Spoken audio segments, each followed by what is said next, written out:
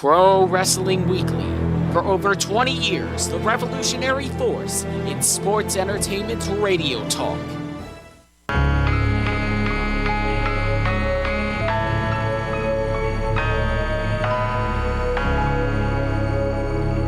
Is cooking.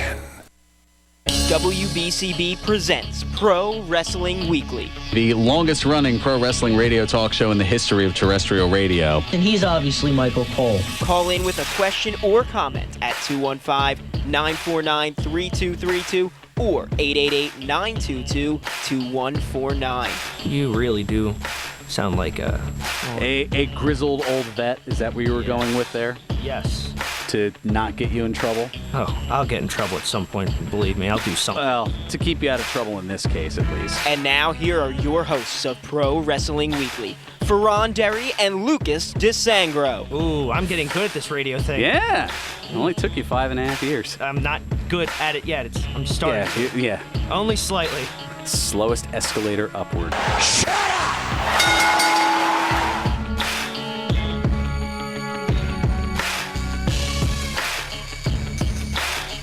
There's the sound of the bell, and we are set to go. This is Pro Wrestling Weekly here on 1490 WBCB and online at WBCB1490.com. Fearon Derry here with you alongside Twitch. Hello. Mitch is under the weather. I think he caught what you got, apparently. I wasn't even anywhere near him. You're that contagious. So I've been told. Indeed. And what else is contagious? Well, the action that has befallen the wrestling world this week. Yeah. Wow. Within the past few days, like this whole week was great for wrestling, in my humble opinion. Go on. Everyone's been talking about professional wrestling. Well, not everyone, but it's been, even like non-wrestling fans, there have been stuff like, they're reacting to seeing The Fiend for the first time. That's been a rather fun thing to watch. People's reactions to that. You know, I finally understand what you and many folks in your generation went through in the mid to late 90s. Okay. On Wednesday night, switching back and forth. Oh, yes, with the Wednesday night wars, and we'll get we will plentifully get into that over the course of the hour here, as I had the opportunity to watch AEW Dynamite live in attendance. Yes. At the Capital One Arena in Washington, D.C. So. And how was that? Well. Surreal? It was surreal. It was interesting. I mean, there's a lot of layers to this. So I'm gonna kind of wait to peel a little bit back here and there and whatnot. Also, well, there was more recently here the debut of SmackDown on Fox. Yeah. Last night. Yeah. And all the stops were pulled out, including well, that's got to be, it's spelled differently.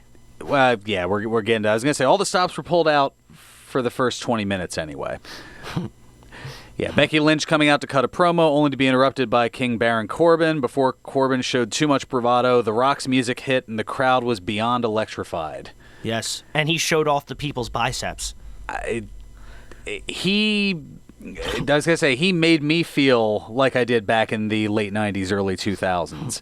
And it just goes to show, I mean, he showed why he's in another galaxy altogether in terms of charisma. Yeah. I mean, he had the crowd in the palm of his hand just the entire time. At 47 years old, he gave me a feeling that none of the current stars can give. He's only 40. He's 47. He's 47. Not only 47.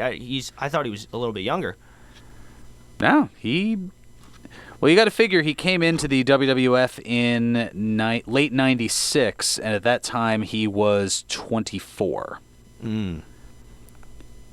And that was 23 years ago, so 24 and 23. 47. WWE math, 46. No. 46th anniversary. Yeah, exactly. His 46th anniversary. Dwayne The Rock Johnson. Oh, goodness. But yeah, I mean, the closest evoking of emotion for me came back at WrestleMania with Kofi Kingston, and we'll get to more on that momentarily we'll get to here. That. Yeah, but Rock ended up working with Lynch to beat up Corbin, delivered a rock bottom in the people's elbow, and then the rest of the show felt for the most part, like any old show. I still well, to be fair, I mean, it was. I mean, the content was still good. The content was good, but I don't know. I felt like after that, it took a step back. Despite the fact that you had the career versus career on the line, despite the fact that you had the title match, you had 2 other talking points that came out of SmackDown with celebrities in other combat sports. Firstly, Tyson Fury. Yeah. Heavyweight boxing champion. He got into a bit of a banter with Braun Strowman, which looks to lead to the 2 of them catching hands. I don't know whose hands I'd want less. Yes, that's the answer to that. Speaking of yes, face Daniel Bryan is back, and I'm rather happy. Now, to be fair, I'm a huge fan of guys like Daniel Bryan and Sami Zayn. You don't say. And it's as if you read my mind. You knew that cooking in my brain were the words "you don't say," and not just because I'm a fan of game show host Tom Kennedy. They're some of my biggest influences in ring, and most of that is the fighting from underneath, that fighting spirit, puroresu, for lack of a better term. That they embody fighting spirit. And what'd you call me? I didn't call you anything. I know. Moving on. Anywho, they embody fighting spirit, and as someone who, in terms of wrestling, can only be me, that's essentially what I try to embody all the time. So when they're when they're faces, like Sami Zayn as a heel, so entertaining. I love it. I enjoy his him being a bad guy. Same thing with Daniel Bryan. I enjoyed it wholeheartedly, but I will always yearn for the days of them being good guys again. So I'm very happy that Daniel Bryan, the plucky good guy underdog, kind of like the whole Kofi chase leading up to Mania. Yes. But I did think that his run as a heel was brilliant, Daniel Bryan's. Mm-hmm. And him even calling Kofi at one point a B-plus player. It was just wonderful. That was a nice little circle back to 5 years earlier with, I thought that was very well done. Now, circling back for a moment to Fury, he ended up having to be restrained by security last night on SmackDown, and that whole thing looks to be furthered as WWE announced that Fury has been offered an open microphone on this Monday's Raw television show. Oh, no. Oh, boy. Finger on the dump button for that one? If they have a dump button. They certainly didn't when they had the Ball family there. Well, yeah, that was a whole nother debacle. But yeah, the other talking point, it came from the WWE Championship match between Kofi Kingston and Brock Lesnar, though calling it a match may be a bit generous. A bit? The bell rang, Kingston charged in, leapt, and was caught by Lesnar and put right into an F5, and 3 seconds after that, we have a new WWE champion, and Kofi Mania was planted 6 feet under with an F5. I will say this, though. Aside from that, there can't be any complaints about Kofi. He could have dropped the title a month later to Daniel Bryan or to Joe or to Orton at SummerSlam, and he was booked as a strong champion. He barely lost any of the matches he was put in. He could have, his entire run could have been him losing every week on SmackDown and then just by the skin of his teeth winning at the pay-per-view. He had an extremely strong babyface title run for someone who wasn't even supposed to be champion. And you cannot take that away from Kofi Kingston. As much as that ended, I didn't like how it ended, I'm proud to say that I was able to watch not only the inception of the first ever full black WWE champion, but also an extremely strong title run from him. And I would be hard-pressed to disagree with any of that. However, yeah, you knew agree that was with coming. Most things. Well, no, I agree with all of that. But on the same token, you build up all that, okay, he's a strong champion, great. He then goes in and gets blasted by Brock Lesnar in 8 seconds. Yeah. Unfortunately, 8 seconds. Look, every time that you have Lesnar lose to somebody, i.e. Rollins, twice, albeit clean, well, Mania wasn't really clean, but SummerSlam was clean. You have to build him back up again. Unfortunately, I don't like it any more than you do, but unfortunately, they have to build him up strong again, and because they need to make him look almost unbeatable, make people forget that he was beaten by Rollins. It's just ever since he beat The Undertaker, I feel like that's what they've done. And part of me understands it, but I just hate when he's in the title picture. Because, again, divorced dad schedule. But 8 seconds. Yeah, I know. They could have at least had him get suplexed. You knew it wasn't going to go long when Lesnar's music hit, and it was 9:51. I mean, this was considerably shorter than when they faced off at Beast from the East. Yeah. I mean, that was at least a little under 3 minutes. But 8 bleeping seconds. Yeah. I think I just came up with the title of this episode. 8 bleeping seconds. I don't know. I can't. You're right. I can't. I feel like it undercut all of the work that was done with those 6 months in 8 seconds. Yeah. That's like building the perfect sandcastle display and having a tidal wave wash it all away in 8 seconds. Spending months and months on all the intricacies, just gone. Yeah, it's in a snap. It's unfortunate, extremely unfortunate. So now, how do you build Kofi back up, or is it, all right, Kofi, you've had your, you've gone further than you probably should have. Now go back to the comedy, shucking and jiving and pancake throwing and everything else that you do. Well, I don't even think that's. I don't know if that's even going to happen either. It's like, look, I'm hoping they're going to give him a rematch. Granted, with the whole other person, which we're going to get into here in a moment. Which, by the way, we had it on when we were setting up for the factory show last night, and we all thought it was Dominic. I thought that too initially. Yeah. And so I'm like, after he got a tattoo and he shaved his head. I'm like, oh wait, that's not Dominic. Yes. Now, after the quote-unquote match, Rey Mysterio's music hit as he and his son Dominic were obliterated by Lesnar this past Monday on Raw. Now, Mysterio had brought out what everybody thought was Dominic, but it turns out it was somebody even bigger than Dominic. It was UFC fighter Cain Velasquez. And someone who had made his debut, pro wrestling debut at Triple Mania for AAA, and did rather well, I might add.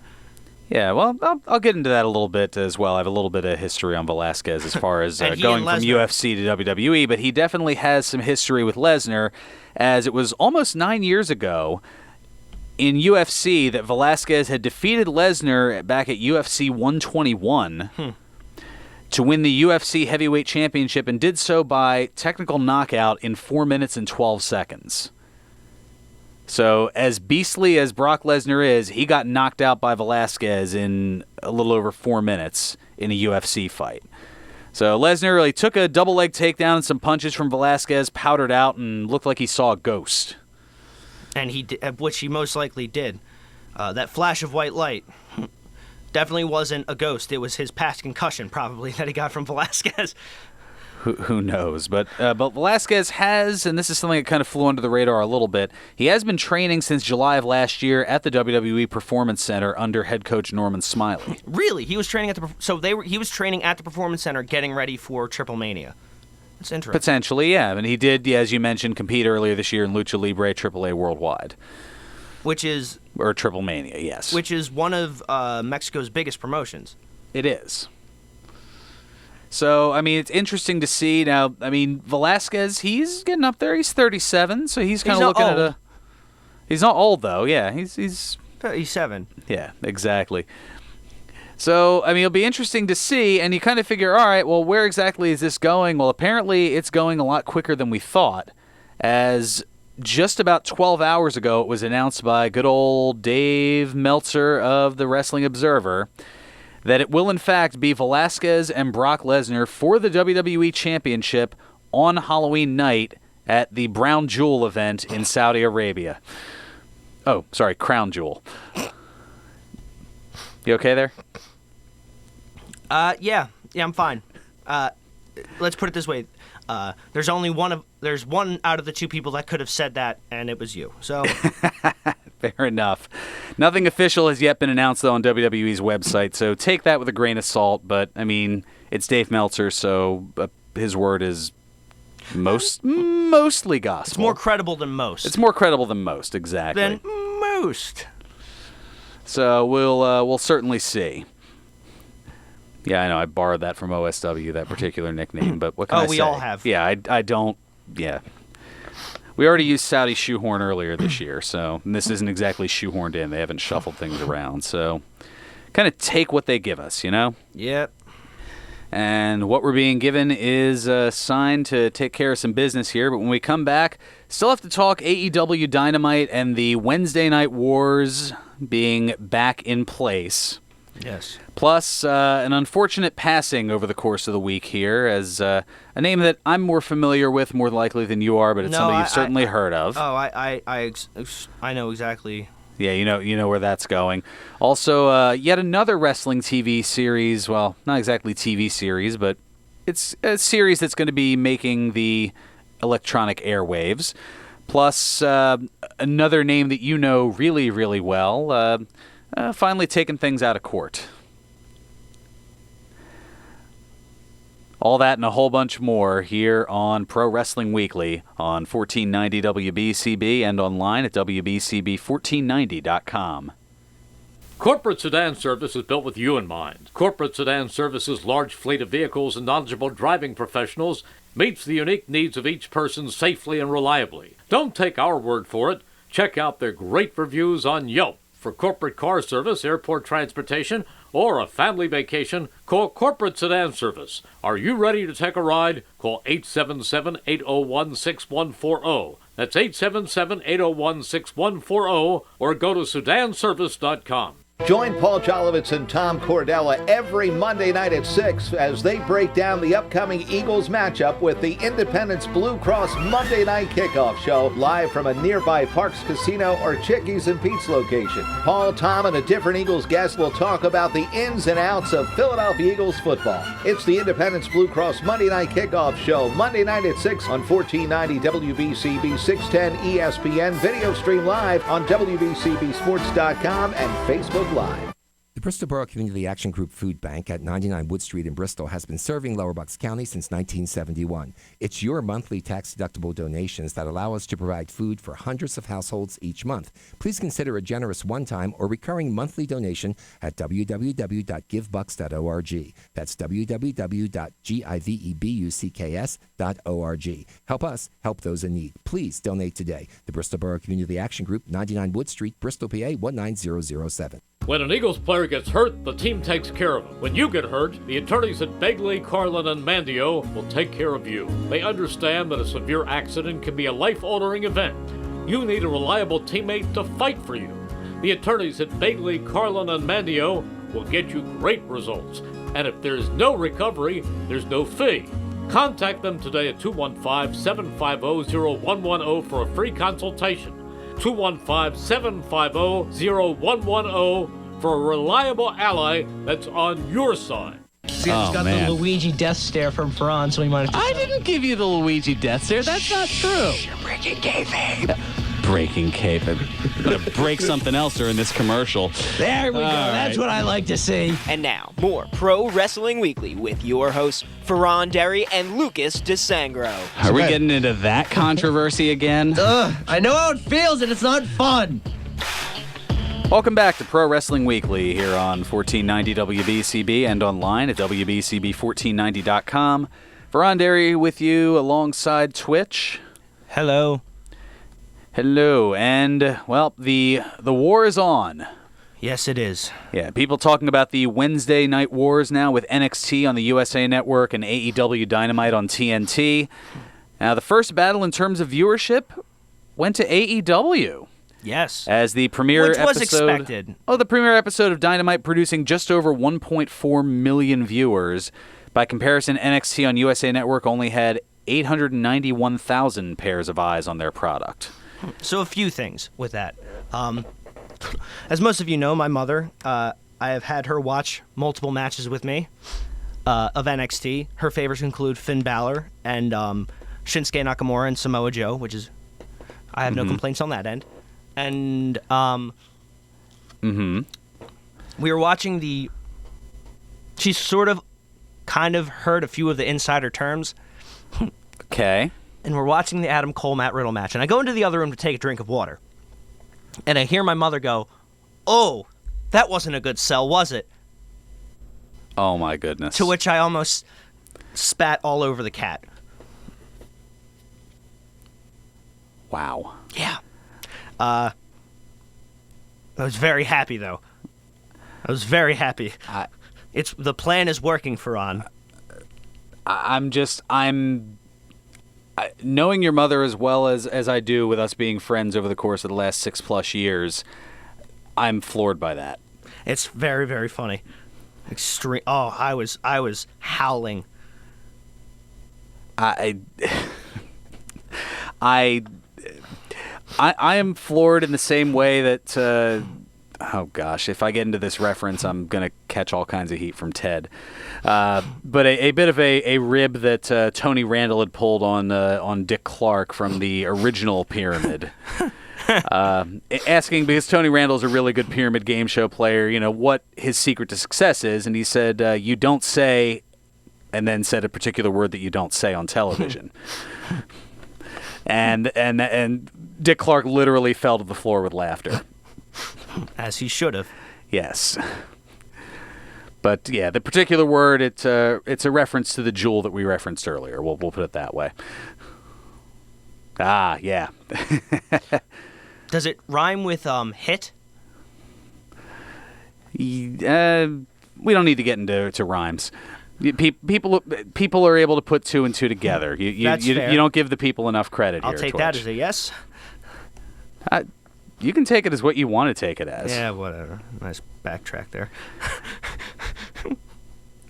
Hey, I'm the one trying to keep out of trouble here, even though you're not, apparently. I like being on this show. Thank you. Exactly. So don't tiptoe too far here. Unlike somebody else who got into a little bit of trouble this week, again. Uh-oh. Your boy. My boy. One of your boys. Oh. WWE wrestler Jeff Hardy was arrested on driving while impaired charges on Thursday in Moore County, North Carolina, according to Mike Johnson of PWInsider.com. Hardy was arrested. Now this is where it's concerning, because it's this is why I put the emphasis on the word again. Impaired? Now, when you say impaired,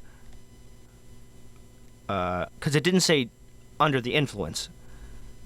Well, I mean, each state has their own DWI. Oh, yeah. No. Oh, no. Right. Yeah, now he was charged and arrested back in March of 2018 with the same DWI charge. And on top of that, just this past July, that's, 3 months ago, he was charged with public intoxication in Myrtle Beach, South Carolina. Mr. Hardy, you are being charged with drunk in public. Is that a reference to something Ron that I don't White, get? The I got thrown out of a bar in New York City. Hey. I was drunk in a bar. They threw me into public. I wanted to be drunk in a bar, which is perfectly legal. Arrest them. Unbelievable. The things that'll stick with me. Yeah, of all the things. It was a good bit. I'm sorry. I'm not sorry. It was a good bit. What do you expect? And it was clean. Okay, that I will definitely give you. Thank you. Absolutely, but yeah. So going back to the ratings here, so over 500,000 more people watched Dynamite than NXT, 518,000 to be more precise. And additionally, AEW finished second in the cable ratings in the age 18 to 49 demographic, because it's all about those demographics. It's all about the demos. It doesn't work. No. Settle down there, Twitch McMahon. Not now. Yeah, the only thing that it finished behind was the Major League Baseball wild card playoff game between the Tampa Bay Rays and the Oakland Athletics. Now, by comparison, NXT finished 10th in that same demographic. So a bit of a steep drop-off. Now, is that a sign of things to come, or is that just, all right, both companies went for their home run swings, and Dynamite just knocked it a little further. It's hard to say. Now, having been there, this is where I get to kind of give my own kind of spin on it. Having been there at the Capital One Arena, firstly, something that I don't think we realize and take enough credit for being kind of the exception rather than the rule in a lot of cases as far as sports complexes go. I was expecting a parking lot, tailgating, things of that nature. No. People getting beat up for wearing their hometown jerseys even though they play for the team. No. Take it you didn't read the news about Sixers player Mike Scott a few weeks back? No, I know about that, but I wasn't going there. Oh, I know. I was. Fair enough. Philly. Oh, Philly. But no, in this case, the tailgate experience, the parking lot, the kind of pre-show fun, figure celebrate with a little bit of the bubbly because it is AEW. Of course. Although I will say, Samsel and I did get a lot of appreciation from fans as we both wore Bubbly Club T-shirts. Ooh. Yes. That's wonderful. Yeah, that was well done on our parts. People, and I think there was, I don't know, I didn't exactly set an over-under, but I think there were probably over the course of the night maybe a dozen people who at some point approached us with a little bit of the bubbly. Yeah. Jericho had a shirt made as well. Yes, he did. That was also a good one, but I liked Bubbly Club. Yeah, I liked Bubbly Club. Where'd you get those shirts at? Give me a nice little plug. I believe it was teecai.com, TEECAI. Yeah, they had some fine work, and it got there pretty quickly too. Plenty of time for the event. So, yeah, little cheap plug for them. But There's nothing cheap about it. That's fine craftsmanship. No, fine, exactly. Well, I meant my plug was cheap. It's what I do. But yes, back to the arena. So, no, the arena was not kind of off to the side of anything. It was right in the heart of downtown. I mean, there was like a little mini mall next to it. I mean, there were various food establishments, adult establishments, bars, things of that nature, restaurants, other shopping type things, all right there. A little coffee house right across the street from the arena.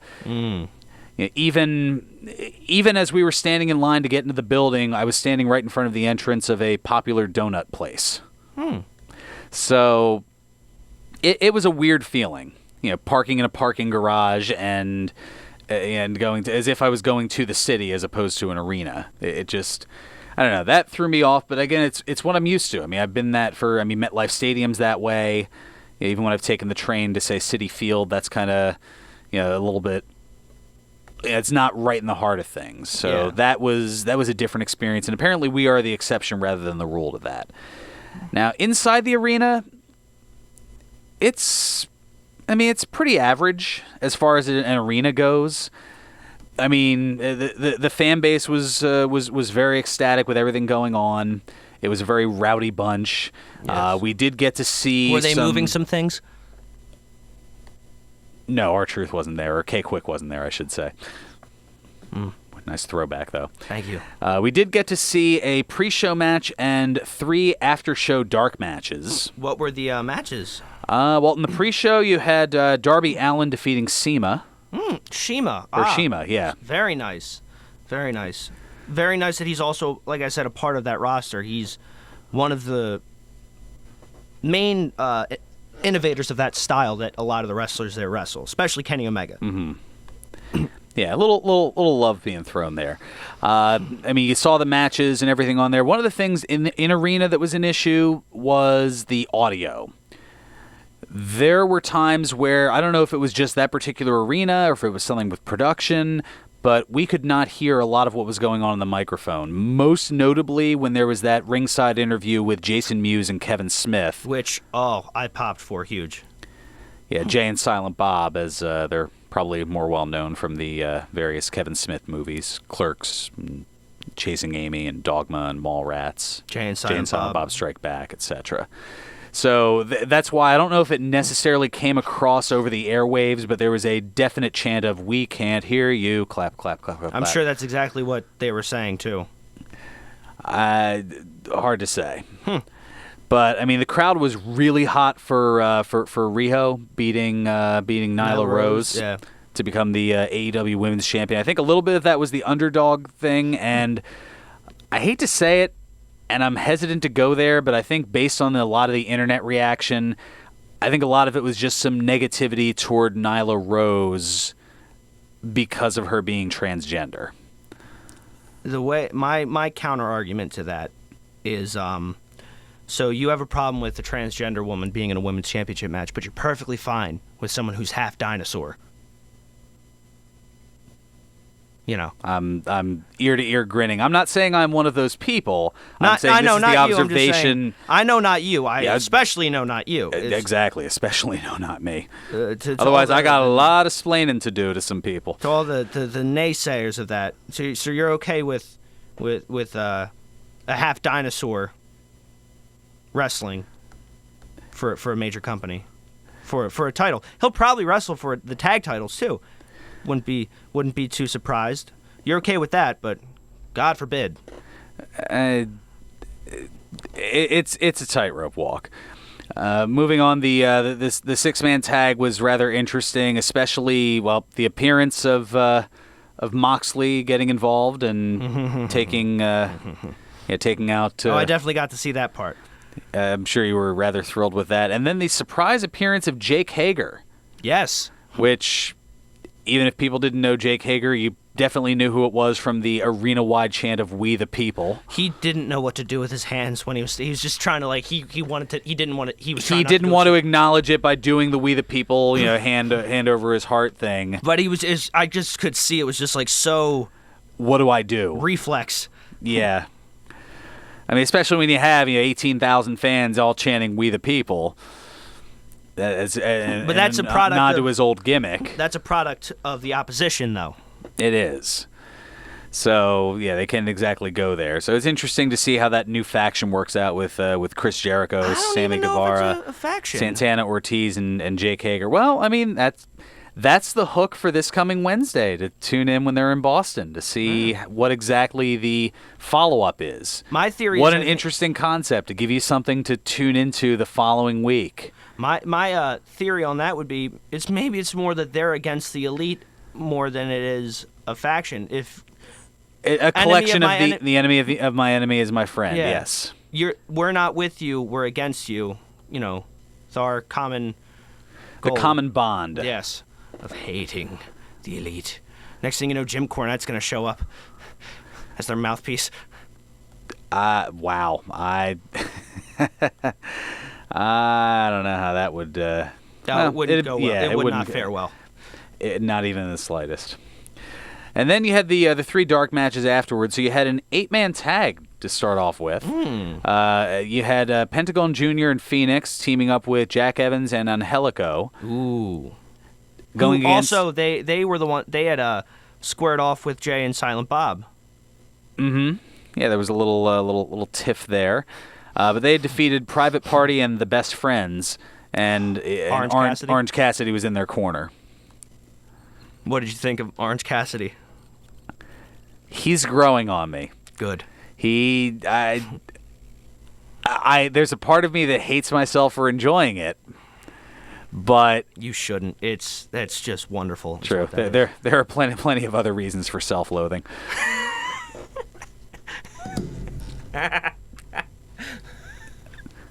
Hit a little too close to home? Oh, right on the button is where that hit. Well, I figured it would have been right on the mark, but that's a whole other story. What'd you just call me? Exactly. The next dark match, a ladies' tag match, Britt Baker and Allie defeating Penelope Ford and Bea Priestley. Yeah, they definitely threw some quality out there in the 3.5 hours in time frame. And then they ended the night with SCU taking on Marco Stunt, Jungle Boy, and Luchasaurus. Ooh, nice little rematch from All Out. Mm-hmm. And, I mean, They put that on as the last dark match because there were numerous times throughout the night where the crowd was chanting for Luchasaurus. Yes, the half-man, half-dinosaur I was mentioning before. Exactly. Now, he is definitely an attraction. Yes. And the crowd just eats it up. Just like he could potentially eat up his opponents. He's a hazard. Yeah, but I love how it's a boy, his boy, and his dinosaur. Yes. Marco Stunt's 22 years old. Maybe 23 now. It was about a year ago when I realized that he's older than me. He looks like a small child. Yeah, you've at least grown a bit. A bit. I wasn't gonna... You weren't gonna argue that point? I take my credit where credit is due, thank you very much. Yes, and well, we're going to pause for some credits as we've got to take care of a little bit of business here, and we'll come back. We've oh, by the way, WWE's got a pay-per-view tomorrow. Did you know that?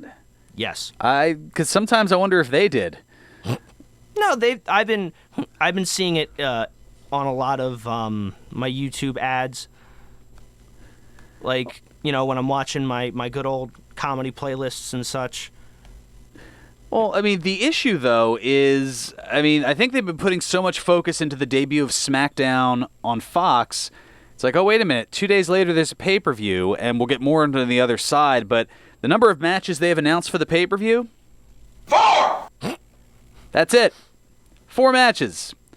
And we'll have our predictions certain to go wrong for those matches on the other side here on Pro Wrestling Weekly on 1490 WBCB and online at WBCB1490.com. Hi, this is Dr. Lee Piccarello, inviting you to tune in every Friday morning at 8 a.m. to The Head Game, a must-listen show for athletes and coaches of all levels and ages. Mindful Athlete Training in Newtown, Pennsylvania is a mental circuit training program that prepares the athletes to perform at the highest level of today's game. Athletes get into the zone faster and stay there longer.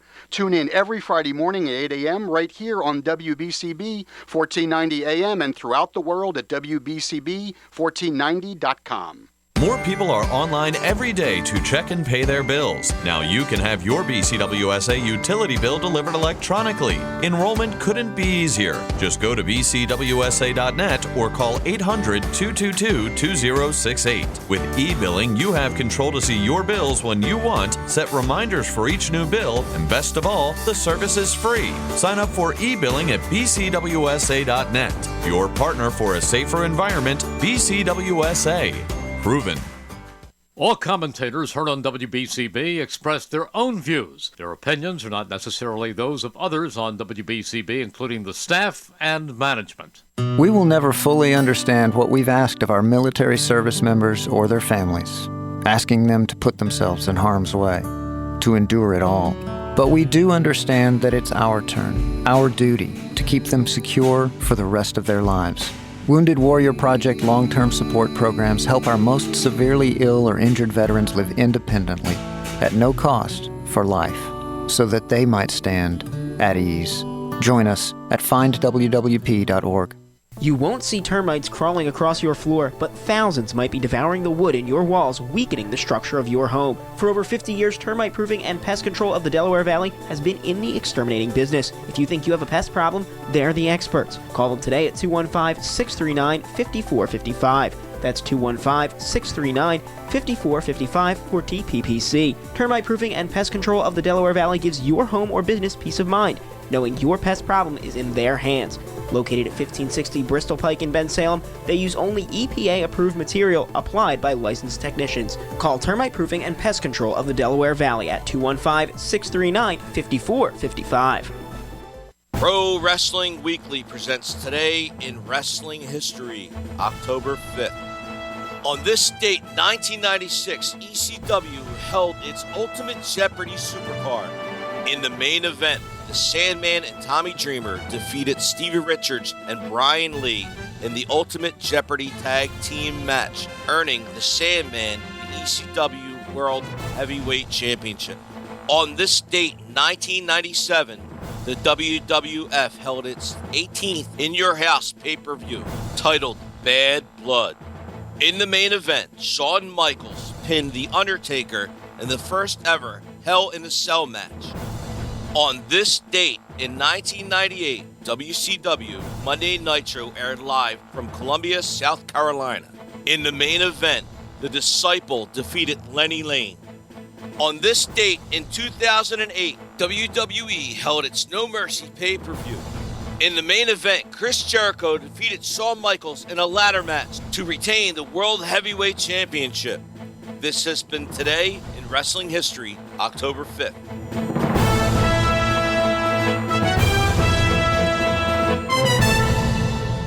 Welcome back to Pro Wrestling Weekly here on 1490 WBCB and online at WBCB1490.com. Fearon Derry and Twitch here. Hello. As we're kind of going over all the debut-ish things that have gone on over the course of the week here. And some other stuff as well, including some not-so-good news regarding the news of Rick Bogner's death coming out late this past weekend. The Cauliflower Alley Club Twitter page stating that Bogner had died back on the 20th of September at the age of 49.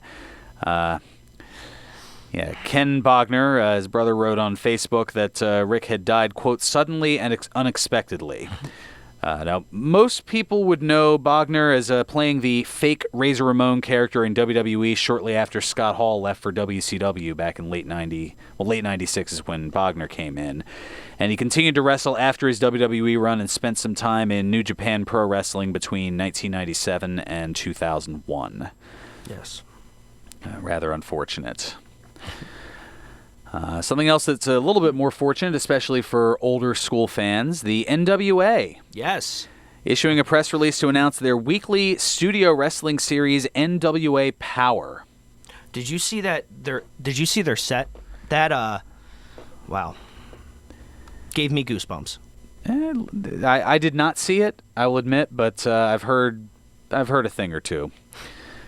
Now, the series releases every Tuesday at 6:05 p.m. Eastern, because got to have that 05 in there. Very Turner-esque back in the day. Starting this Tuesday, October 8th. It can be viewed with no restrictions and no paywalls at the NWA's Facebook or YouTube pages.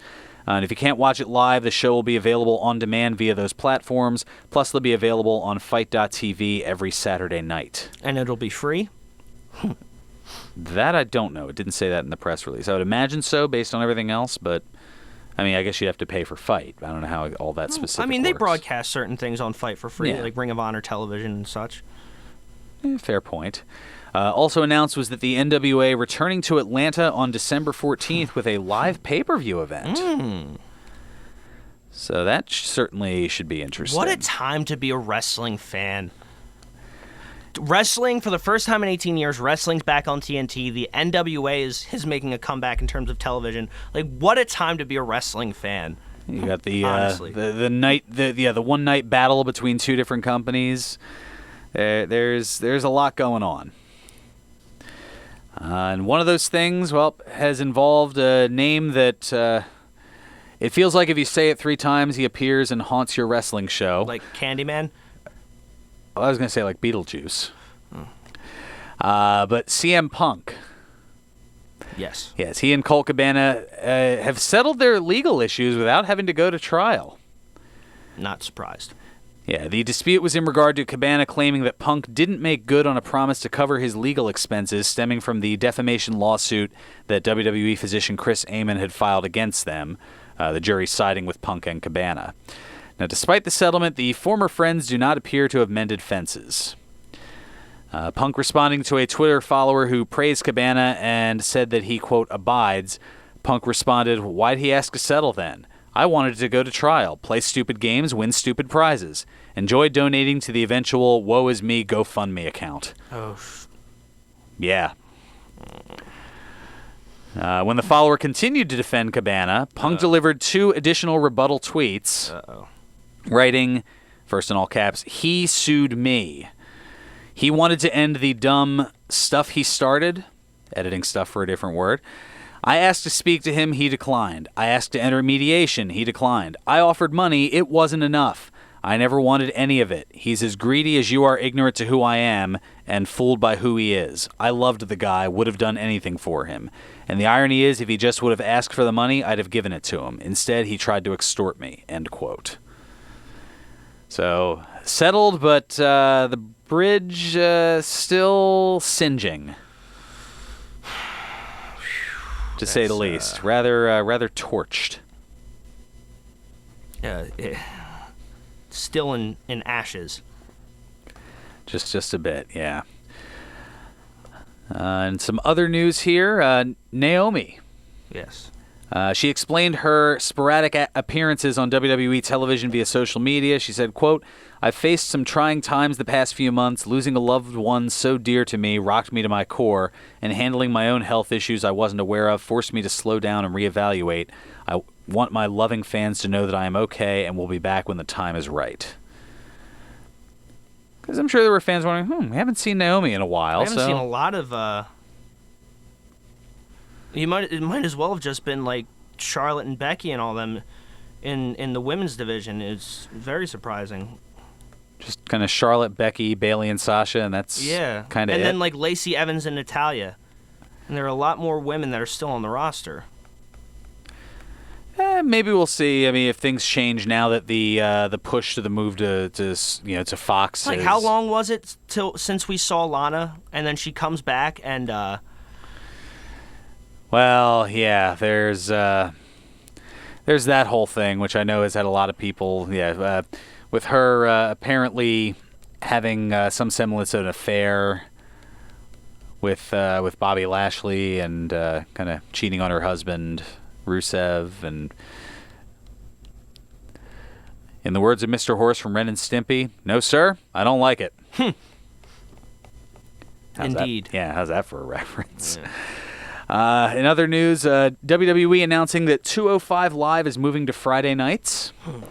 The show will stream live on WWE Network from the site of WWE Smackdown at 10 p.m. Eastern every Friday night.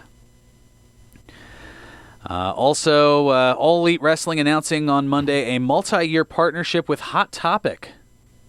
The 700-store retail chain specializing in pop culture-related apparel, accessories, and licensed merchandise.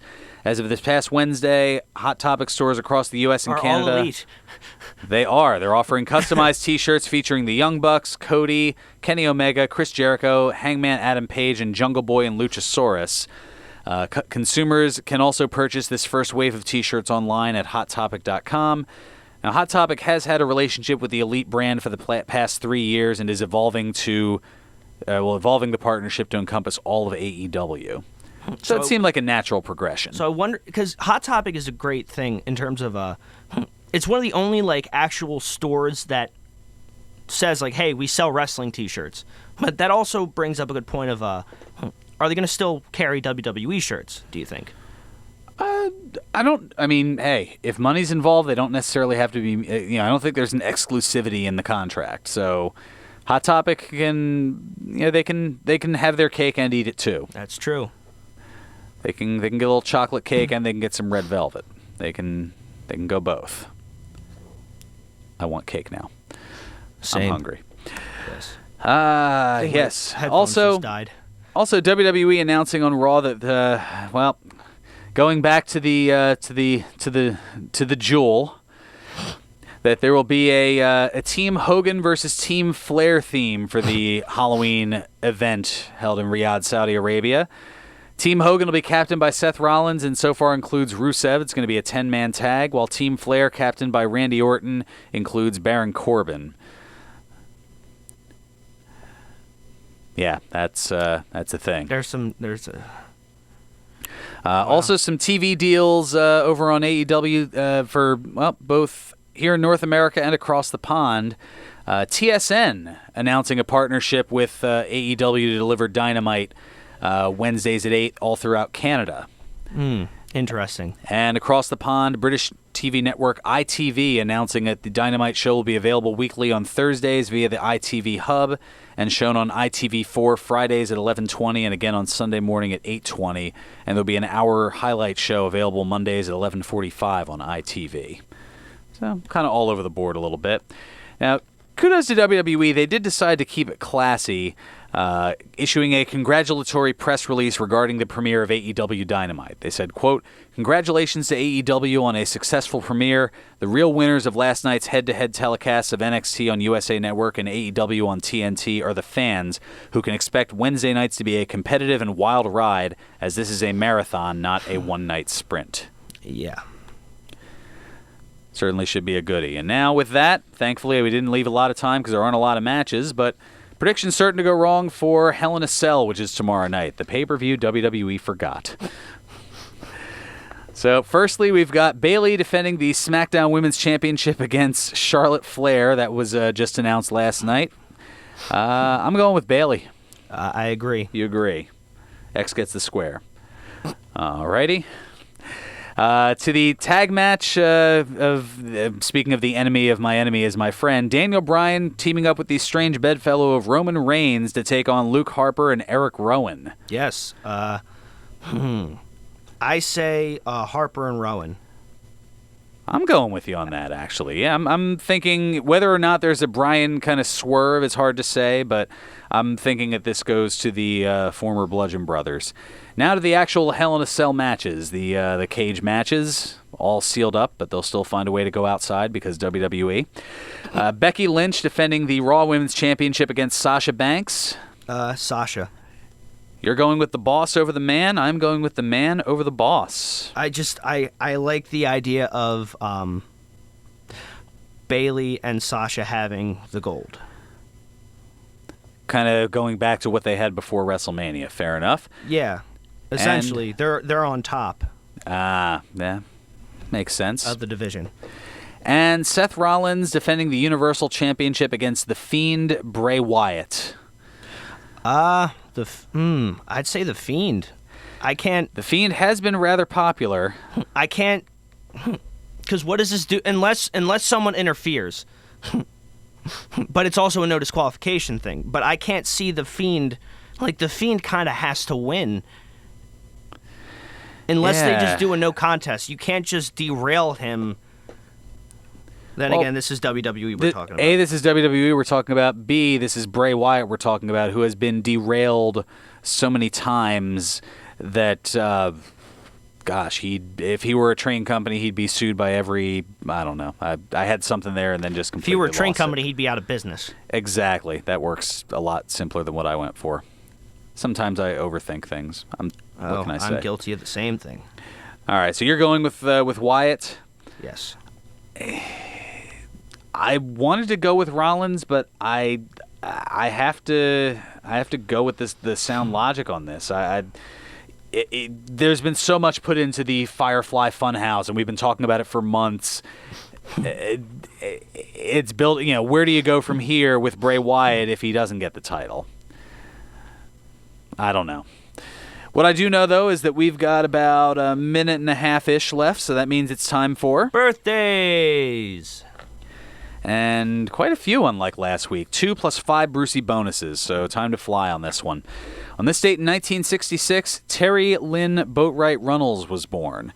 The former wrestling manager, television host, and former WWF hardcore champion known as Alexandra York, Terry Runnels, and Marlena, manager of Goldust. She turns 53 today.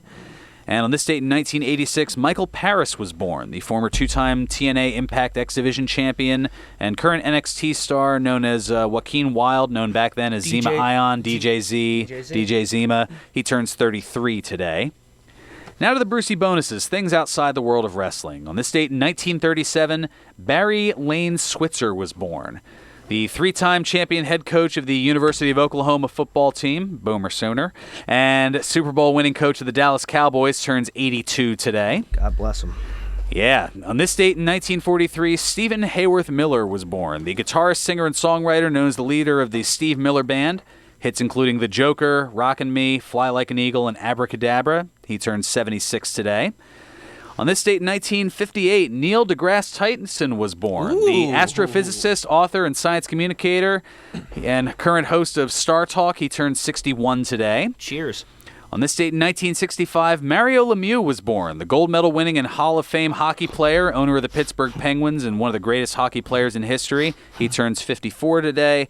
And on this date in 1975, Kate Elizabeth Winslet was born, the Oscar, Emmy, and Grammy Award-winning actress best known for her leading role in the epic romance film Titanic. She turns 44 today. That's going to do it for us. I'll be at the Monster Factory tonight. Twitch will be at Capitol Wrestling. And play us out, Nutsy. 1 o'clock and all's well. Sunshine Music Memories with Smiling Lou Powers. Mid-mornings on 1490.